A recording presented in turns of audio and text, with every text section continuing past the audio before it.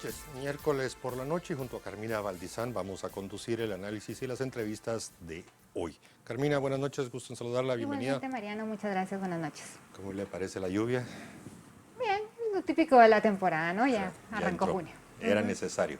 Lástima que no todas las regiones del país está lloviendo igual, pero bueno, ese es tema aparte. Hoy por la noche tenemos dos temas, esperamos que sean de su interés. En el primero vamos a conversar con el doctor Edwin Asturias, excomisionado de la COPRECOVID, con quien vamos a analizar estos últimos datos. Él se ha expresado a través de redes sociales, ha realizado algunas críticas, pues bueno, sobre esos temas vamos a hablar. Y en la segunda entrevista, el segundo análisis, vamos a hablar directamente con dos personas que están en Nicaragua. Vamos a hablar de la crisis política que ha generado esa dictadura de Ortega Murillo.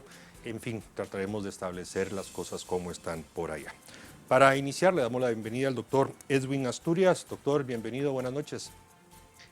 Buenas noches, Mariano. Buenas noches, Carmina. Gusto estar con ustedes. Igualmente, doctor, buenas noches. Gracias por aceptar la invitación. Bueno, al menos yo no tenía el gusto de conversar con ustedes de que salió del país en diciembre pasado. Han pasado muchos meses y la pandemia continúa.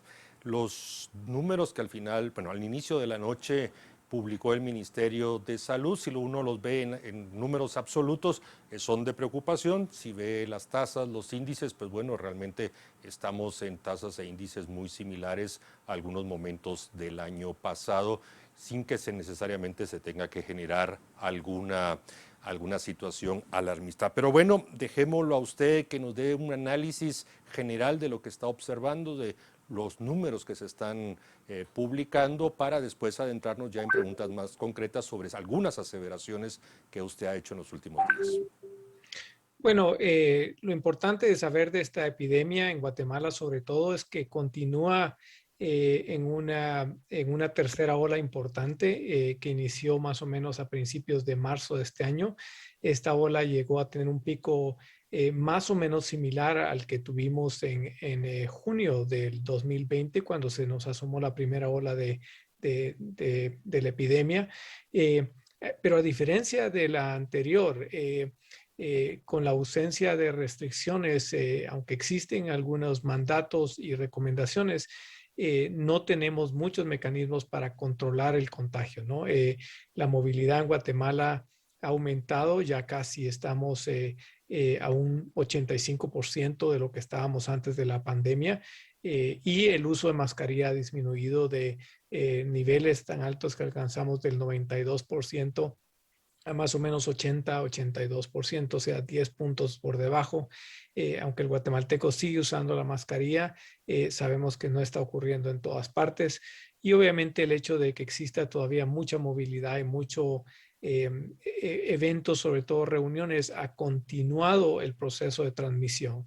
A esto se aúna la posibilidad de que ya se han detectado varias variantes que sabemos que tienen un alto nivel de transmisión, transmisión que va a 20 a 50% mayor. ¿Eso qué significa? Que es mucho más fácil que usted le peguen o transmita este coronavirus si lo obtiene, ¿verdad? Y sabemos hoy por hoy que esos estimados están que si usted está en un grupo de más o menos 100 personas, probablemente usted tenga 30% de chance, o sea, 30% de las personas pueden que tenga el coronavirus, y eso va a llevar a una alta probabilidad de que usted se contagie. Es normal esperar que un epidemiólogo hable de la manera que usted lo está haciendo y lo está expresando en los términos en cual que él lo está expresando, pero ¿no le parece que los guatemaltecos, al igual que en otras partes del mundo, han aprendido a convivir con el virus? Si bien es cierto, algunas cosas se han relajado, pero también la ciencia, los médicos, los sistemas sanitarios han aprendido a controlar, y por lo tanto, pues no necesariamente es que se olvide, sino que ya hay una convivencia, lo mismo que lo hacemos con el dengue, con el Zika, con otras enfermedades muy comunes en nuestros países. Por supuesto que hay todo el ser humano se acostumbra a los procesos, y no hay duda de que hay un proceso no solo de acostumbrarse, pero de fatiga con respecto a lo que esta pandemia puede causar. pero lo más importante es que esto sigue pegando muy cerca en los hogares. Yo le puedo decir que desde mi punto de vista personal, acabamos de perder un amigo de promoción del colegio hace unos días, una persona joven, todavía productiva, que no solo su suegro, pero él fallecieron de este virus. Y cada vez aprendemos de más personas más cercanas de nosotros que continúan perdiendo la vida y continúan teniendo efectos muy nocivos con respecto a esta epidemia. Así que yo no lo llamaría acostumbrarse. Obviamente, ante la imposibilidad de disminuir la epidemia de manera radical, obviamente tenemos que encontrar un mecanismo de continuar rehaciendo nuestras vidas, pero hay maneras de que este virus pueda ser contenido. Hemos aprendido mucho científica y epidemiológicamente.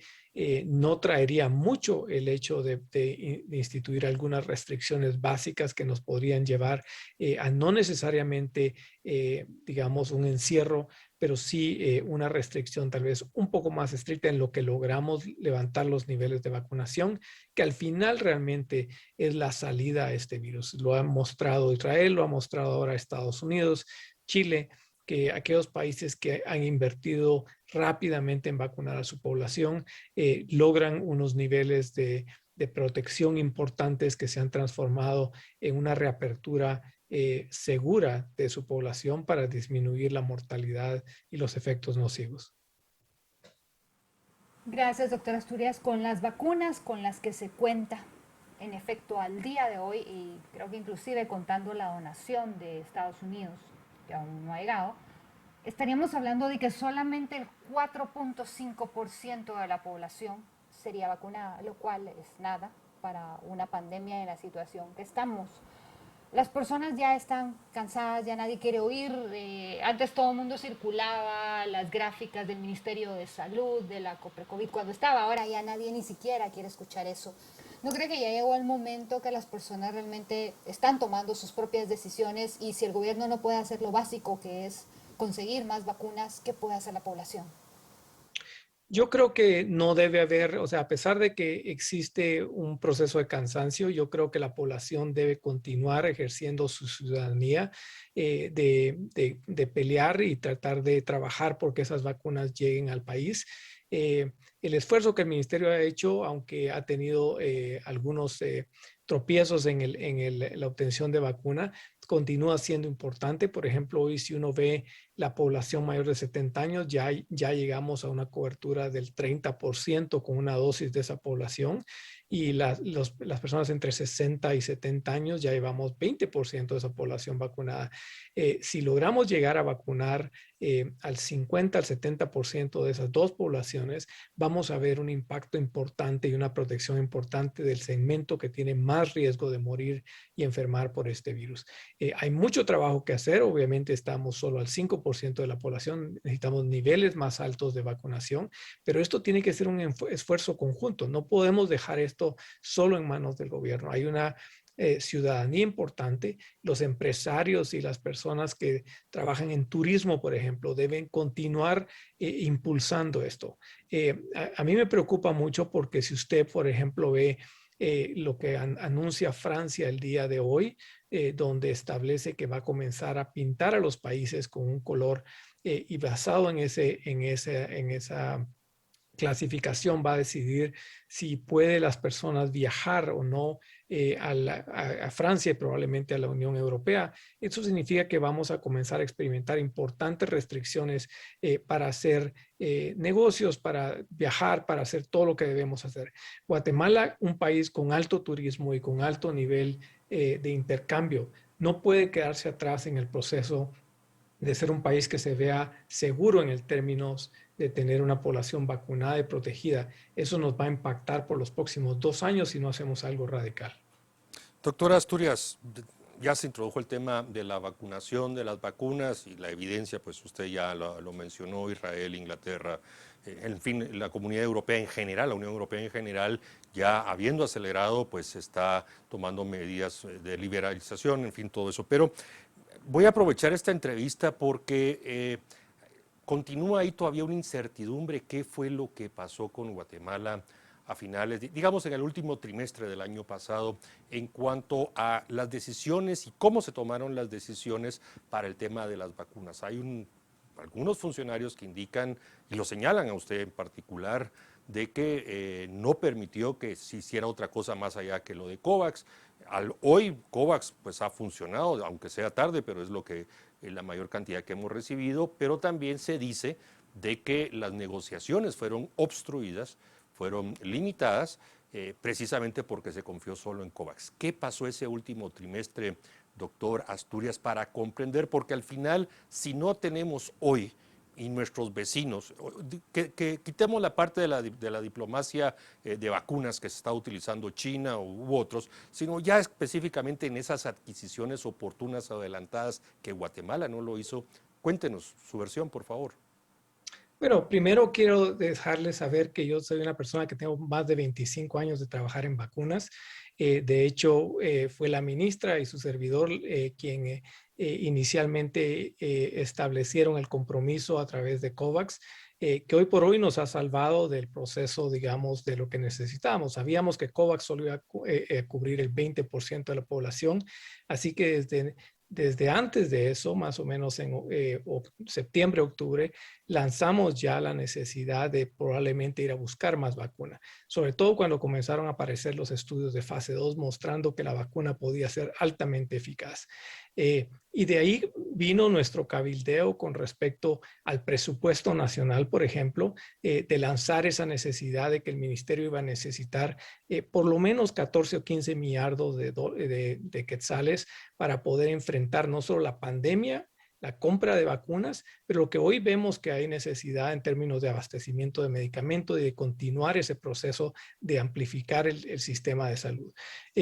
Obviamente la limitante más grande cuando comenzaron las negociaciones con los fabricantes de vacunas fue el hecho de que no teníamos un mecanismo de compra directa, que fue lo que se cabildeó al final del año y que terminó resultando en lo que creemos fue finalmente esa ley que nos permitía ir a establecer los contratos. Lamentable esa ley porque debió haber salido para mi gusto más o menos en noviembre, que nos hubiera permitido una negociación mucho más clara y más rápida con muchos de estos negociantes, pero sabíamos que el Congreso estaba entretenido en un presupuesto que, si ustedes recuerdan, fue después, básicamente se eliminó por parte del llamado ciudadano a un presupuesto que no obedecía a las necesidades y prioridades del país.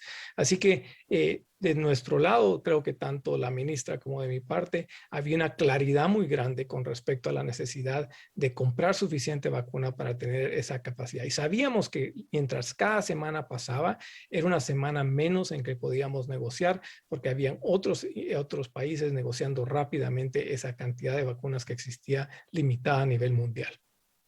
Doctor Asturias, si se sabía que iba a cubrir solamente el 20%, eso no se le dijo a la población, se le dijo y salió por todos lados que Guatemala iba a adquirir por medio del mecanismo COVAX. Fuimos muchos los que hicimos la crítica a este mecanismo pensando precisamente en eso. ¿No cree que se durmieron literalmente esperando, sabiendo? A mí me parece un poco irresponsable porque 20% no es absolutamente nada para una pandemia de esta magnitud. Entonces se pudo haber dicho al Congreso y decirle a la gente. O sea, yo primera vez me estoy enterando que era solo el 20% por medio de COVAX. O sea, siempre cuestioné solo COVAX, pero 20% sí me parece una cifra bien pequeña, doctor. A ver, Carmina, el 20% fue un anuncio que COVAX hizo después de que habíamos entrado al compromiso, porque recuerde que COVAX era un mecanismo que estaba negociando a nivel mundial por todos los países, y más o menos en noviembre se anuncia que COVAX, octubre, finales de octubre, noviembre, se anuncia ya que COVAX va a cubrir el 20%. Podemos revisar detrás las conferencias de prensa de Coprecovid, donde claramente establecemos que ese 20% estaba como una primera. COVAX es un mecanismo que puede darnos más del 20%, pero por ahora, de manera equitativa, iba a distribuir el 20% para cada país y conforme ellos adquirieran más vacuna, iba a poder levantarse más de allá. Pero claramente en ese momento se hace evidente la necesidad de ir a negociar e ir a trabajar por más vacuna. Y yo creo que eso lo fuimos teniendo claro conforme más vacunas salían. Y por eso le digo, Guatemala todavía tiene procesos que de alguna manera limitan tremendamente la eficiencia con que el Estado puede salir a trabajar negociaciones, y yo creo que esa ley que salió en enero nos permitía por lo menos un adelanto, aunque aún así después de eso tardó mucho en que se pudiera ejecutar de manera correcta.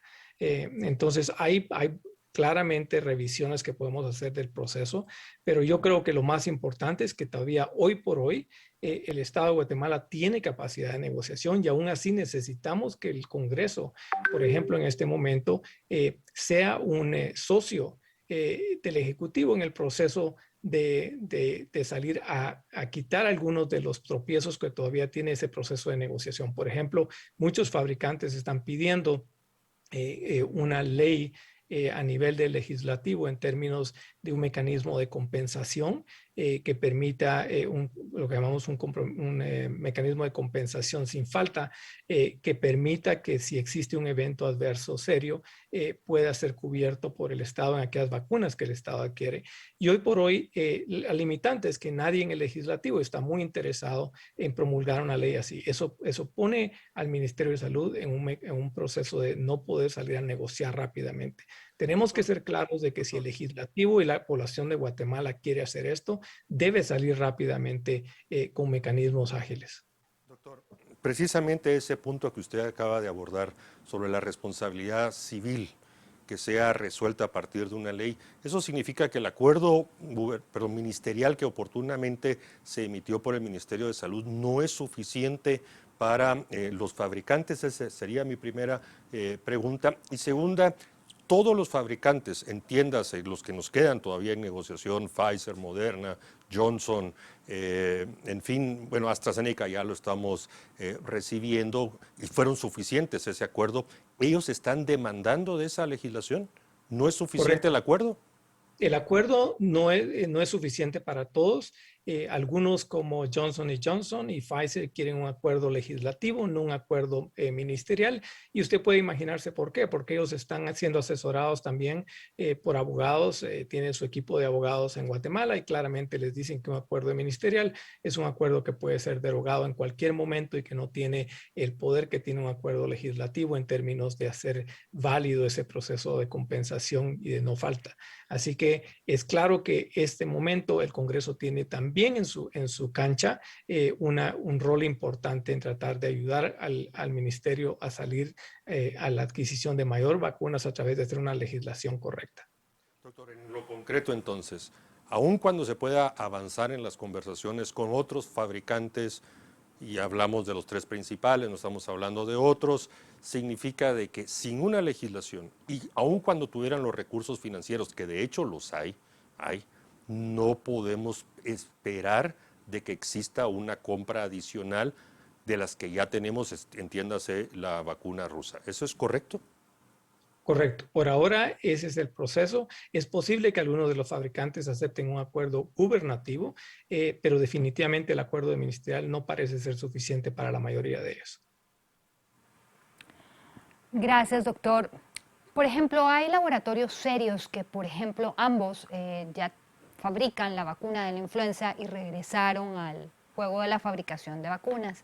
¿Qué se podría hacer entonces para empezar negociaciones con Sanofi y Glaxo, que se unieron en este trabajo por la vacuna de la COVID? Y ellos, como digo, son un laboratorio muy fuerte que en Guatemala se consiguen ambas vacunas de la influenza, las que ellos trabajan.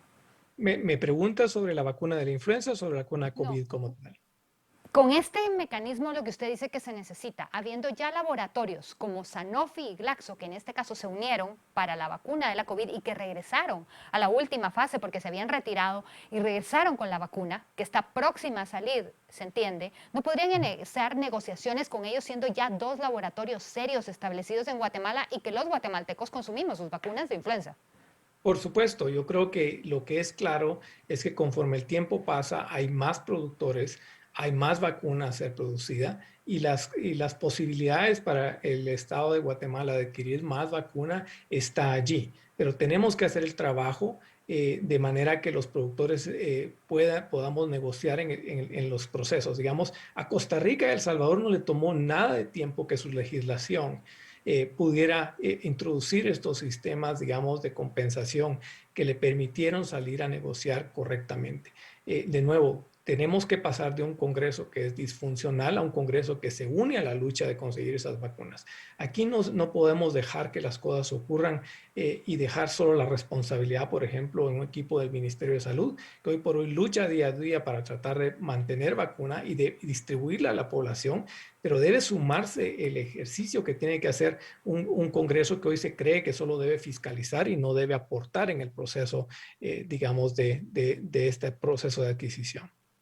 Bien, doctor, clarísimo que el tema de vacunas, la disposición y todo es algo clave para continuar en esta lucha contra la COVID. Ahora, pues ya usted explicó las complejidades, el mundo está demandando lo mismo, ahí Estados Unidos está ofreciendo millones y que va a comprar, en fin, pero todo eso es lo mejor corto a mediano plazo, no inmediato como se requiere.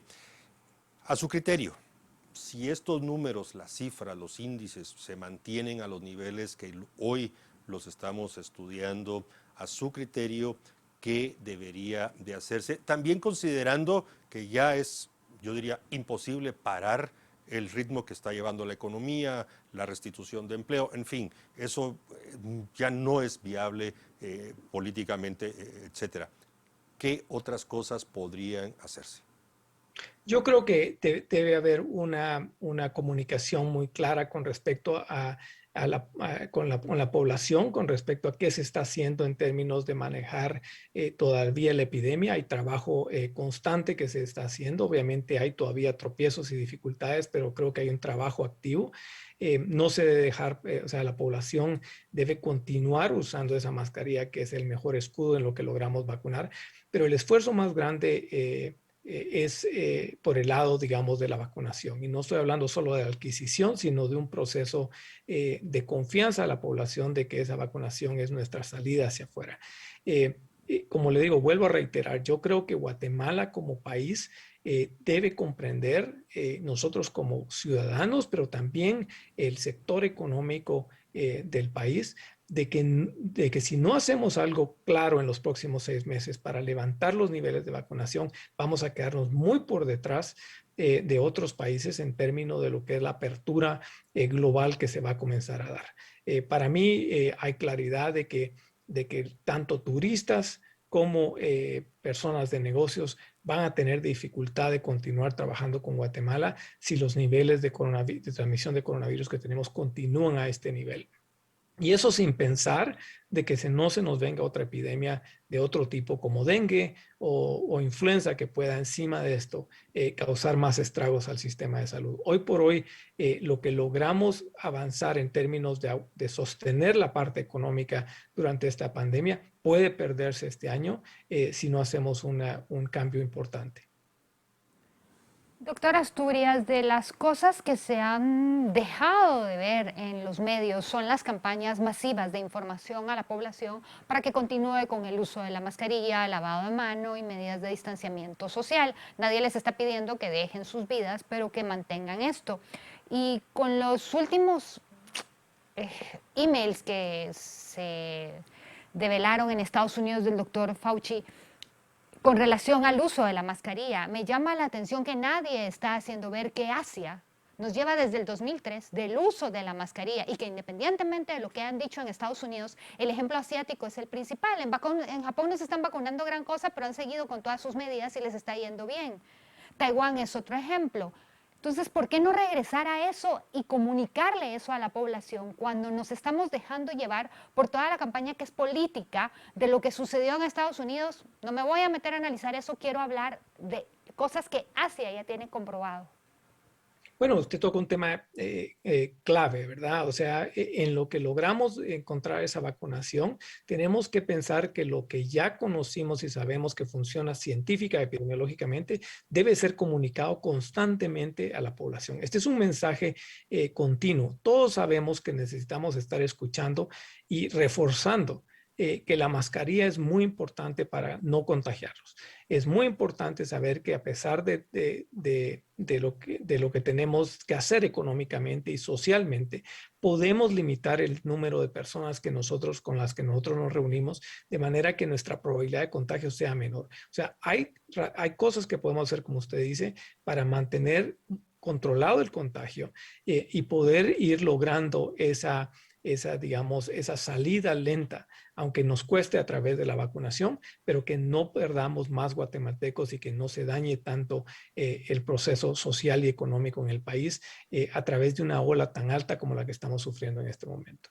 Doctor, lo hemos leído, lo hemos escuchado pues desde su pues, regreso a Estados Unidos y en algunas oportunidades usted ha aseverado y ha dado datos a partir, más o menos las palabras, diciendo de los estudios que estamos haciendo, pero nunca los identifica. Yo los he buscado, he tratado de identificar de dónde salen esas cifras que usted asevera que son las que marcan sus opiniones. Si nos pudiera compartir para que más podamos estudiar, entender esos estudios que dice usted que se están llevando a cabo, pero que, insisto, no los encuentro o no los encontramos, y eso permitiría también que los medios u otros pudieran difundir y dar mayor información. Cuéntenos al respecto, por favor. Bueno, la mayoría de veces, Mariano, yo acompaño cualquier comunicación que hago con la fuente de donde estoy analizando la información, ¿verdad? Y hay una gran cantidad de información que se publica, sobre todo en los medios científicos, Doctor, porque sabemos de que hay suficientes revistas científicas, Lancet y toda esa parte que poco o casi nada se refiere específico y concreto a la región centroamericana, menos a Guatemala. A Guatemala me refiero. Bueno, yo creo que en términos de Guatemala hay producción, digamos, de información. El Ministerio de Salud continúa teniendo datos importantes que uno puede, digamos, analizar yo regularmente estoy viendo los datos que el Ministerio está produciendo. Por ejemplo, uno también puede estar viendo las variantes que están emergiendo en México, en Costa Rica, donde tienen altos niveles de secuenciación, y uno sabe por la comunicación que existe entre países, es donde más frecuentemente estas variantes van a venir. Estamos viendo los efectos que está teniendo, digamos, la vacunación ya en Costa Rica, y eso nos permite saber qué es lo que puede pasar si el efecto de vacunación continúa. En fin, yo creo que hay datos claros de que uno puede utilizar en este proceso. Obviamente, quisiéramos que más gente estuviera publicando en Guatemala, pero eso es un proceso, digamos, que no ha sido parte del proceso de investigación que se hace en todo el país, ¿no? Doctor, ¿qué más se podría hacer en un país como Guatemala, que nos enfrentamos pues ya a todos los retos y afortunadamente en medio de todo la pandemia no nos ha golpeado tan fuerte como otras regiones? Bueno, de nuevo, yo creo que ya no es la cuestión de qué tan fuerte nos ha golpeado. Ya tenemos una buena cantidad, digamos, de personas que hemos perdido, y tenemos una buena cantidad de transmisión y casos y de saturación del sistema de salud. Esa no es la pregunta ahora. La pregunta es cómo salimos de aquí. Y claramente lo que nos está enseñando este virus es que si no hacemos algo, el virus va a continuar transmitiéndose, el virus va a continuar mutando, y es posible que cada vez tengamos un virus más eficiente para causar enfermedad. Aquí la clave es qué hacemos los guatemaltecos como sociedad para poder salir de esta epidemia. Esta epidemia no va a quemarse completamente, porque cada vez va a haber un nuevo grupo de guatemaltecos que no se han expuesto al virus y que van a continuar transmitiendo este virus. Y nuestro problema grande es continuar perdiendo talento, continuar perdiendo personas que son importantes para el sistema económico y que de nuevo nos causan una pérdida importante, no solo social, sino económica en términos de lo que ocurre para el país. Doctor, para cerrar esta entrevista y agradeciéndole nuevamente que nos haya aceptado la invitación, desde hace varios días, incluso el presidente de la República, la señora ministra, han hablado de que es muy probable de que ya estén presentes en el país, en nuestro territorio, otras variantes. No voy a ponerme decir la variante india, inglesa, sino vamos a utilizar alfa, beta, delta, que son las que ahora políticamente correcta quiere que la OMS las mencione uno, pero bueno. A su saber y entender, ¿cómo van esos procesos de secuenciación en Guatemala y cuándo efectivamente sí ya se puede confirmar algo así? Bueno, hemos tenido la última secuenciación importante que ha hecho el Ministerio de Salud, data de enero de este año. Después el doctor Araton recientemente publicó, digamos, la secuenciación que él había hecho y tengo entendido que el ministerio está por enviar otro paquete, digamos, de secuencias que van a, primero Dios, tener una respuesta en unas 2 o 3 semanas, ¿no? Lo que nos dice la secuenciación que tenemos disponible en este momento es que la secuenciación de enero ya aparecía por lo menos el 5% de esta variante californiana, la 427, 429, y el doctor Alton identificó la variante alfa del Reino Unido ya en Guatemala. Lo que sabemos es que el ritmo de transmisión que tiene la epidemia en este momento pareciera ser muy claro de que hay variantes de alta transmisión ya en el país. Y mi pronóstico es que estén tanto la variante que el doctor Araton ya identificó como la que estábamos viendo en enero. Ambas aumentan la transmisión entre el 20 al 50%. Y México está reportando ya la variante P1 que originó en Brasil y también la variante México que recientemente se acaba de identificar. Es una variante nueva y que está ocupando de la cantidad de secuencias que México envió a un laboratorio italiano. La mitad de los casos que enviaron eran por esta nueva variante México, que parece también tener un alto nivel de transmisión. Bien, doctor Edwin Asturias, agradecemos muchísimo que nos haya atendido esta noche. Muy amable, tenga buen descanso. Gracias, buenas noches. Gracias a usted. Bien, Carmina, vamos a hacer un corte y después del mismo vamos a abordar la crisis en Nicaragua. Lo vamos a hacer con dos personas. Tratamos realmente, la producción hizo su máximo esfuerzo para que personas que están allá en Nicaragua pudieran atender. Lamentablemente la situación está muy crítica, no pudieron hacerlo, no pudieron atenderlo, así que hablaremos con una persona que está exilada en Costa Rica y otra aquí en Guatemala. Los esperamos.